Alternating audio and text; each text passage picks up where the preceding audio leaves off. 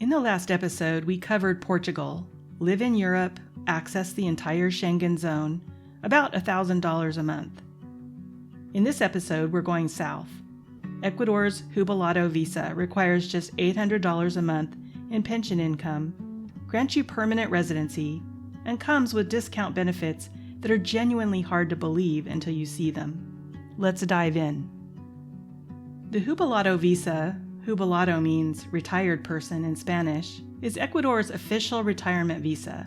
And unlike Portugal's D7, which starts as a 2-year temporary permit, the Jubilado grants you permanent legal residency from day one. You can travel freely, open a bank account, access health care, and after 3 years of residency, you can apply for Ecuadorian citizenship if you choose to. To qualify, you need to be receiving at least $800 a month from a permanent pension or retirement income source. Social Security qualifies, a private pension qualifies, an annuity qualifies. The key word is permanent. It has to be a guaranteed recurring payment, not savings or investment income. If you're a couple applying together, the requirement goes up slightly. Now here's where Ecuador gets interesting, and this is something a lot of people don't know about. Ecuador law requires businesses to give Jubilado cardholders significant discounts across daily life. 50% off entertainment, movies, theater, sporting events, 50% off public transportation, 50% off domestic flights, 30% off hotel stays, 10% off at restaurants, and 5% off your utility bills. These aren't coupons you have to hunt for. They're legal entitlements that come with your residency card. Panama has a similar system, the pensionado discounts, but Ecuador's domestic flight discount is a standout. To put that in concrete terms, a round-trip flight from Cuenca to the Galapagos runs roughly $150. With your Jubilado discount, that drops to about $75. Plan a few trips a year and the discount alone starts to offset a meaningful chunk of your monthly budget. The most popular expat destination in Ecuador is Cuenca, a UNESCO World Heritage City in the Southern Highlands. It sits at about 8,500 feet elevation, which gives it what locals call an eternal spring climate. Daytime highs generally stay in the mid-60s to low 70s year-round. No air conditioning needed. No heavy winter coats. Cuenca has a well-established expat community, dozens of English-speaking services, and a walkable city center. It's not a small village. It's Ecuador's third largest city, with modern hospitals, international restaurants, and direct flights from Miami. Cuenca is the most popular choice, but it's not the only one. If you prefer a smaller setting, Cotacachi, a tiny artisan town in the northern highlands, has a growing expat community and an even lower cost of living than Cuenca.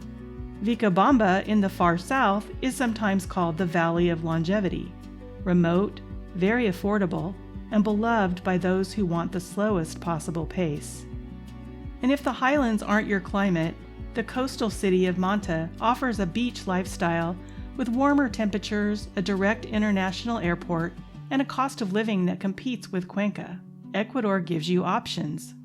Let's talk real numbers.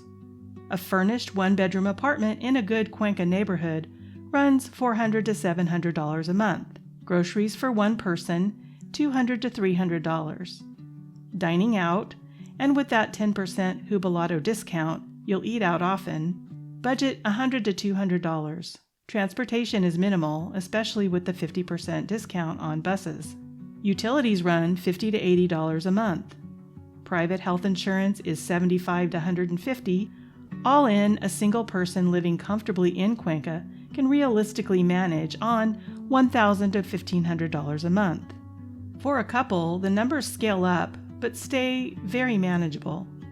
A 2-bedroom apartment, $600 to $900. Groceries for two, $350 to $450. Dining out, $200 to $300. Utilities and transportation, another $100 to $180. Health insurance for both, $150 to $300. Total for a couple, $1,500 to $2,000 a month, comfortably livable on 2 Social Security checks. And like Panama, Ecuador uses the US dollar, which means no exchange rate math, no currency conversion fees, No watching a local currency fluctuate. Your Social Security deposit lands in dollars and spends in dollars. A fair question, and one you should always ask before committing to a country. Ecuador has had safety challenges in some coastal areas and in larger cities. Cuenca is a different story. It consistently ranks as one of the safest cities in Latin America for expats, with a walkable center and a long track record of welcoming international residents. Use the same common sense you'd use anywhere. Stay aware, don't flash valuables, and most expats report feeling genuinely safe in their daily lives in Cuenca. Ecuador has an affordable private healthcare system that surprises most Americans. Many expats pay $30 to $50 for a doctor's visit out of pocket. For insurance, country-specific private plans run $75 to $150 a month for comprehensive coverage, a fraction of U.S. premiums. After you establish residency, you can also apply to enroll in IESS, Ecuador's national healthcare system, which can reduce your monthly costs even further. Here's what you'll need to gather: your passport, valid for at least 6 months beyond your planned entry, an FBI criminal background check.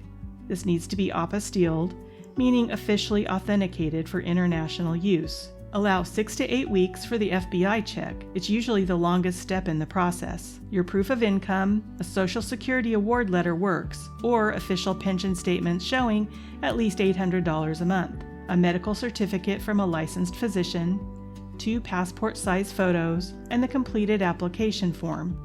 If you're applying as a couple, include your marriage certificate, also apostilled. Bring recent bank statements as supporting evidence. Most expats hire an Ecuadorian immigration attorney to review the full packet before submission.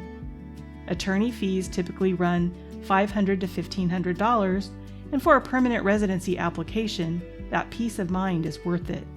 You have 2 options for where to apply. Option 1 is through an Ecuadorian consulate in the United States. Consulates are located in New York, Miami, Chicago, Los Angeles, and Houston, among other cities. Option 2 is to enter Ecuador on a tourist visa first and apply for the Jubilado from within the country. Many expats choose option 2. Spend a few months in Cuenca, confirm it's the right fit, then convert to permanent residency. Once approved, you'll register with Ecuador's Ministry of Foreign Affairs and receive your cedula, your official resident ID card.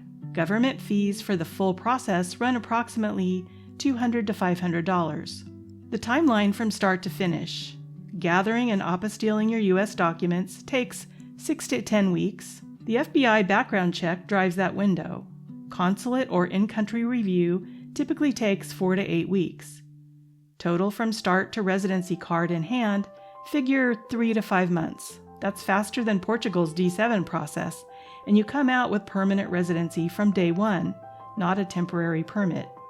Let's be honest about what Ecuador is and isn't. The case for Ecuador: lowest income threshold of any country we've covered, $800 a month, permanent residency from day one, US dollars, significant Jubilado discounts, affordable healthcare, a real expat community in Cuenca. The honest caveats: Ecuador is not Europe.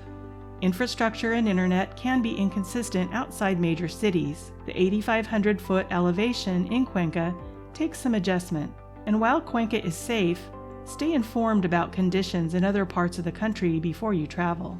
If your Social Security benefit is $800 a month or more, and for most Americans it is, Ecuador's Jubilado Visa is one of the most accessible paths to permanent residency anywhere in the world. If this video was helpful, please let me know by tapping that like button. In the next episode, we're continuing the country series. Subscribe so you don't miss it.